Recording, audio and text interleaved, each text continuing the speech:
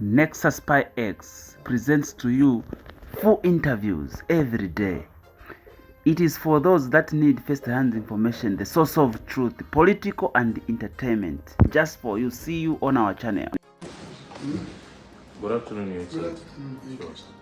Sure. We just want to get a synopsis of your visit to Kawada police this morning and the events that characterized your visit there.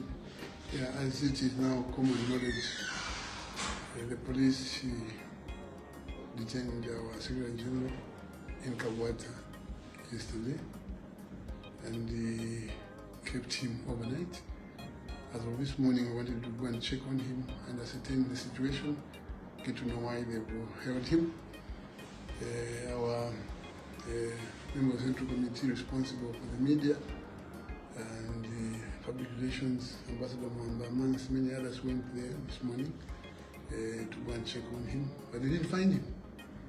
And it is already common knowledge that they had removed him in the early hours to Chelsea Police, where subsequently, of course, he has been arrested and charged and given police bond. But in the aftermath of having taken him away from Kawata, no one knew where he was because there was no communication. And I think when Ambassador Mwamba and a few other colleagues were checking on him this morning, insisted that they be told where he was.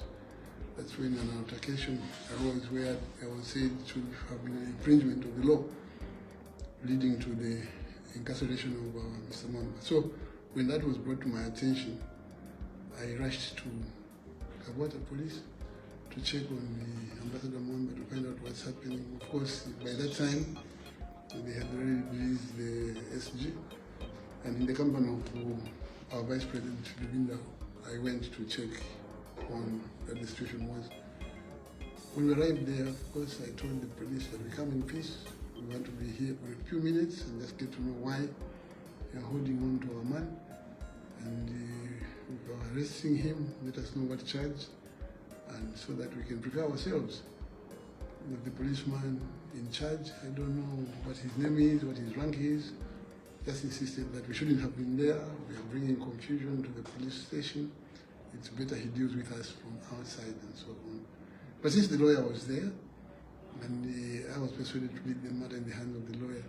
But later I was told that it is clear that the police were under instructions that they should not allow me, as long as it is me, Edgar, I shouldn't be allowed access to the gentleman who was being held in their custody. But my response to this was, look, I'm a Zambian citizen, entitled to all the rights. Forget about the fact that I have been president previously. That neither takes away or adds anything to my rights. He should have been given the reason why they are holding him. An explanation would have been sufficient. And if there was need for me to see him or not to see him, at that point he would have told me, come at 12:30 or wait until we deal with these matters and so on. I feel I was treated very badly. And then they were threatening that they would call in reinforcements, of course, of policemen and throw tear gas at us like they did in the morning. But my response to that was, I'm not afraid of being tear gas, I'm not afraid of being shot at, I'm not afraid of being shot dead. And I must make this very clear, that when I came back into politics, those of you who have good memory will remember that on that date in October 28th, 2023, when we were commemorating the passing of Mr. Sata, I did say that I'm not afraid of being shot at, I'm not afraid of being killed in the process of doing what I'm doing, because I believe in it. And so I'm telling the police that you hold your horses, the policemen should hold their horses and behave in a civil manner, because what will happen is that they might precipitate a situation where President HH is forced to give up power sooner than later, before 2026. I'm saying so because people will rise. You know, what I heard happened this morning when the police were tear gassing citizens in Kawata because they wanted to check on the Nakachinda who was incarcerated there. It's uncalled for. All they could have done was just explain to the people where Nakachinda was, get the information across to them without trying to intimidate. The more they try to intimidate us in PF by being arrested, by being gassed, the more they annoy people. Let them focus on the real issues which are facing the government, the high cost of living, the drought which has come, and a lot of other things, poor health. I won't mention poor education because I don't want to trigger another controversy. But the truth of the matter is that the government has enough work to do as opposed to fighting PF or the opposition. And I, as president of PF, will not allow Australian who are intimidated by arrests all over. Today is Nakachinda, tomorrow is Ruvinda, the other day is Mwamba.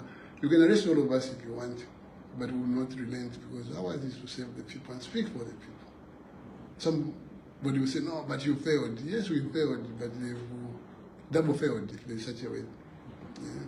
They've not done anything. You know, you cannot win political power by propaganda and deceit, and form government and sustain it by propaganda and deceit. It doesn't work like that. If you win government by propaganda and deceit, immediately you form government, you should quit deceit, you should quit propaganda and stick on the truth. And then you go back to the people and say, what I said, what we said was meant to just convince you to support us. Now that you have supported us, we can only do the following things and apologize to the people. That's what you do. You just can't keep on, you know, increasing deceit and falsehoods, thinking that you are going to keep people at peace. People will riot. And when people riot, it won't be PF or PA or any other political party to incite them because they're tired. So let them focus. There is still 2.5 years to make good what they promise. And when they make good, people might forgive them and give them space in 2026. But if they continue harassing us, beating us, tear gassing us, it won't work, it won't help them. And I'm saying this because I wish them the West. No, I'm saying that even in matters of the heart, those of you who are romantic, if I may use an example, you can coax a girl by giving a nice story, romantic story, fantasies and all. When you get her close to you, begin showing the true colors and the truth and apologize, and that was sweet talk. But now we are in real situations, this is what we can do and this is what we can't do. A lot of women are happily married, a lot of men are happily married after sweet talking their wives. But suppose they wound up and said, no, the truth is that I do not have what I promised, but what I promised was just part of the art and the game. But the most important thing is what I have for you is the following. Zambians are not gullible. They can see that these guys are lying. But having lied their way to the office and gotten state power, they should stop lying and just own up, do the truthful thing. Police will not help them. Police will not help them keep power. Police will just help them lose power faster than the failures they have inculcated upon themselves and caused the Zambian people.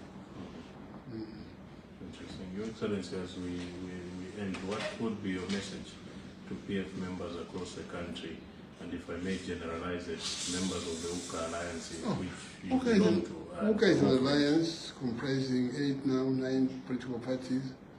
PF is part of it. And I think I want to assure you that we want to synchronize our relationship, come out with common positions, and then speak as one voice, act as one entity, and go to the ballot as one, starting from the grassroots. UCA has come to stay. UCA has come to stay. And PF is very much part of UCA. And anyone who's got issues with UCA, just wait, we will come and clarify, because we intend to have a meeting between the Central Committee, members of Parliament, and indeed the President and the Vice President and others, so that we discuss the ramifications of what UCA is and so on. PF remains a political party, and PF remains an associate or part of UCA, and together we will unseat this government in 2026, using lawful means, and be able to bring dignity to the Zambian people again. Thank you.